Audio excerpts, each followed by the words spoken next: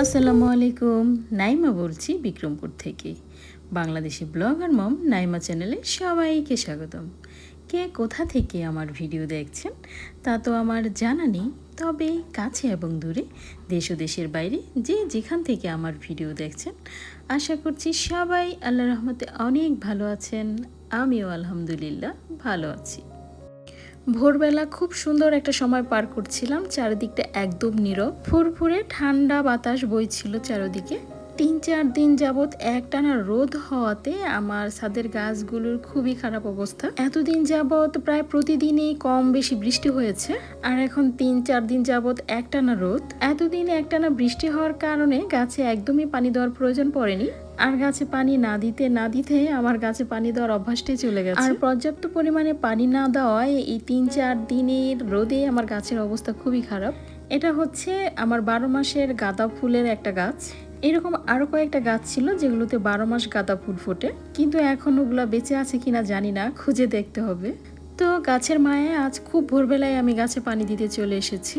এই যে আমার ছাদে কত রকমের কত সুন্দর সুন্দর গাছ, এগুলোর পিছনে কিন্তু আমার কয়েক বছরের কষ্ট পরিশ্রম জড়িয়ে আছে। কয়েক বছরের মেহনত তো আর কয়েকদিনেই শেষ করে দিতে পারি না।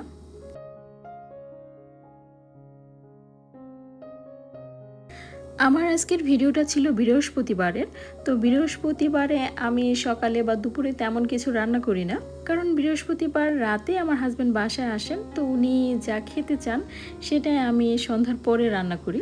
আর দেখা যায় সকালে আমি টুকিটাকি যা রান্না করছি সেটা দিয়ে দুপুর পর্যন্ত চালিয়ে নিই। মুরগির এই সাল পাখনাগুলো বেশ কয়েকদিন যাবৎ ফ্রিজে জমেছিল, তো এখানে মোট 4টা মুরগির সাল পাখনা, 2টা ছিল দেশি মুরগির আর 2টা ছিল লেয়ার মুরগির। তো এগুলো ছালগুলো খুবই মোটা হয় আর খেতে ভালো লাগে, এই কারণেই রেখে দিয়েছিলাম আর এখন রান্না করে নিলাম। শাল পাক এগুলো রান্না করতে আমার অনেকটা সময় চলে গেছে, কারণ এগুলো সিদ্ধ হতে অনেক সময় লেগেছে।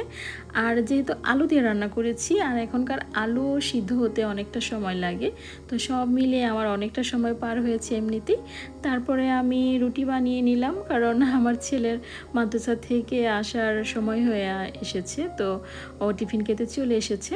আর ওকে আমি যে শাল পাকনা রান্না করেছি সেইগুলোর ঝোল আর মানে ওই তরকারিটা দিয়ে আমি ওকে রুটি খেতে দিয়েছি। আজ হচ্ছে আমার ছেলের রেজাল্ট দেওয়ার কথা, তো আমাকে মাদ্রাসাও একবার যেতে হবে ওর রেজাল্ট আনার জন্য।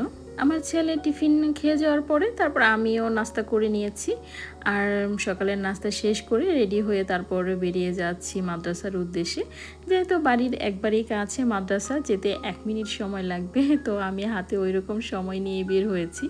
যে হুজুরদের যে মানে রেজাল্ট দেওয়ার আগে যে বক্তব্য সেগুলো শুরু হয়ে গেছে, বাসা থেকে শুনতে পাচ্ছি, তো তারপর আমি রওনা করছি। এটা হচ্ছে আমার ছেলের মাদ্রাসা, তো এটাকে আমাদের পারিবারিক মাদ্রাসাও বলতে পারেন, সিংপাড়া আল জাব্বার মাদ্রাসা। আল জাব্বার হচ্ছেন আমার শ্বশুরের চাচা, অর্থাৎ আমার শ্বশুরের চাচাতো ভাই তার বাবার নামে এই মাদ্রাসাটা করেছেন। আর মাদ্রাসার সাথে এখানে মসজিদ, ঈদগাহ এবং আমাদের পারিবারিক কবরস্থানও রয়েছে। আমার শ্বশুরবাড়ির কেউ মারা গেলে এই কবরস্থানেই দাফন করা হয়। তো আমার জন্য এই জায়গাটা একটু সেন্সিটিভ, কারণ এই জায়গাটা দেখলেই আমার বুকের ভেতর কেমন যেন একটা মোচড় দেয় যে আমার মৃত্যুর পরেও আমাকে হয়তো এখানেই দাফন করা হবে। যাই হোক, আমার ছেলের রেজাল্ট নিয়ে কিন্তু চলে এসেছি। এবার অত আয়োজন ছিল না, যেহেতু প্রথম সাময়িকের রেজাল্ট, ম্যানেজিং কমিটির কেউই ছিল না, হুজুররা আর অভিভাবকরা ছিলেন। তো হুজুররা ওইভাবেই মুখে মুখে রেজাল্টটা বলে দিয়েছেন। রেজাল্ট কার্ড আনতে হলে একটু দেরি করতে হতো, তো আমি আর দেরি করিনি। আর খুব বেশি যে ভালো করেছে তা না, ভালো করলে হয়তো রেজাল্ট কার্ডটা আনার জন্য আরও কিছুক্ষণ দেরি করে তারপর নিয়ে আসতাম। আসলে আমার ছেলে তো ক্লাস 4 পর্যন্ত স্কুলে ছিল, তারপর মাদ্রাসা এসেছে, তো মাদ্রাসার আরবি পড়া এখনও খুব ভালোভাবে ধরতে পারিনি। তাই দেখা যায় আরবি সাবজেক্টগুলোতে 90-এর উপরে মার্ক তেমন একটা উঠাতে পারে না, আর এই কারণেই প্রথম দ্বিতীয় স্থানে থাকাটা একটু মুশকিল হয়ে যায়। তো যাই হোক, আমার যেহেতু আজ দুপুরে রান্না নেই, তাই আমি রান্নাঘরটাকে একটু পরিষ্কার করে নিচ্ছি। সে একটু না, আমি ডিপ ক্লিনই করে নিচ্ছি। আর আজ যেহেতু বৃহস্পতিবার, আমি চেষ্টা করি প্রতি বৃহস্পতিবারেই পুরো ঘরটাকে সুন্দরভাবে ডিপ ক্লিন করে নিতে। আমার হাজব্যান্ড এমনিতে একটু খুঁতখুঁতে, উনি খুব পরিষ্কার পরিচ্ছন্ন থাকতে পছন্দ করেন। আর আমি দেখেছি আমি যতই সব কিছু পরিষ্কার পরিচ্ছন্ন পরিপাটি করে রাখি না কেন, একটা না একটা কিছু ওনার চোখে পড়বেই। উনি এসে দেখবেন এখানে একটু ময়লা আছে, ওইখানে একটু ধুলা আছে, এক কোনায় একটু মাকড়ের আঁশ আটকে আছে, এটা ওনার চোখে পড়বেই। আর এই জন্য আমি চেষ্টা করি বৃহস্পতিবারে সব কিছু নিট অ্যান্ড ক্লিন করে রাখতে, যেন উনি কোনো খুঁত এসে ধরতে না পারে। কিন্তু কখনোই সেটা হয় না, উনি ধরবেই, এটাই মানে বাস্তব। আবার দেখা যায় কি, উনি যেদিন আসেন আমি তো ওই দিন মানে ওনার আসার কিছুক্ষণ আগে রান্না করি, যেন গরম গরম ওনাকে পরিবেশন করতে পারি। তো উনি এসে যদি দেখেন যে আমি এখনও রান্না করতেছি বা আমার গায়ে ঘাম, তাহলে তার মেজাজ গরম হয়ে যায়। আসলে ওই যে আমি একটু আস্তে আস্তে কাজ করি, তারপর দেখা যায় যতটাই মানে দ্রুত করার চেষ্টা করি হয় না, উনি আস্তে আস্তে আমার সব কাজ শেষ হয় না, তারপরে এসে একটু মেজাজ দেখায় আমার সাথে, কেন এগুলা করলাম না আগে। তো যাই হোক, আলহামদুলিল্লাহ অনেক ভালো আছি, সবাই আমাদের জন্য দোয়া করবেন। কারণ গত কয়েকটা মাস যেই পরিস্থিতিতে কাটিয়েছি, যে খারাপ সময় পার করেছি, আল্লাহ তাআলা যেন এইরকম খারাপ সময় আর কখনো আমার জীবনে রিটার্ন না আনে। আল্লাহ তাআলার কাছে সারাক্ষণ শুধু সেই প্রার্থনাই করি। আমার এই চুলাটার বাটনের চারপাশে অনেক ময়লা জমে গিয়েছিল, তো সেগুলো আমি একটা ছুরির সাহায্যে একটু একটু করে বের করে মোটামুটি ক্লিন করে ফেলেছি। এটা অনেক পুরনো একটা চুলা, তো মানে অনেক কিছুই এটার মধ্যে নষ্ট হয়ে আসছে। তবে আমার শাশুড়ির এটা স্মৃতি, আমার শাশুড়ি এটাকে দীর্ঘদিন ইউজ করেছেন, এরপর আমি করছি। তো এটাকে আমি আর মানে চেঞ্জ করতে চাচ্ছি না, এটা আমার শাশুড়ির স্মৃতি হিসেবে আমার কাছে থেকে যাবে, যতদিন আমি রাখতে পারবো ইনশাল্লাহ এটা আমার কাছে থাকবে। পুরনো হলেও এটা কিন্তু বেশ মজবুত আর খুব ভালো সার্ভিস দিচ্ছে। আর বর্তমানের চুলাগুলোর তুলনায় এটা একটু বড়, এখানে বড় বড় হাঁড়ি পাতিল বসাতে খুব একটা অসুবিধা হয় না।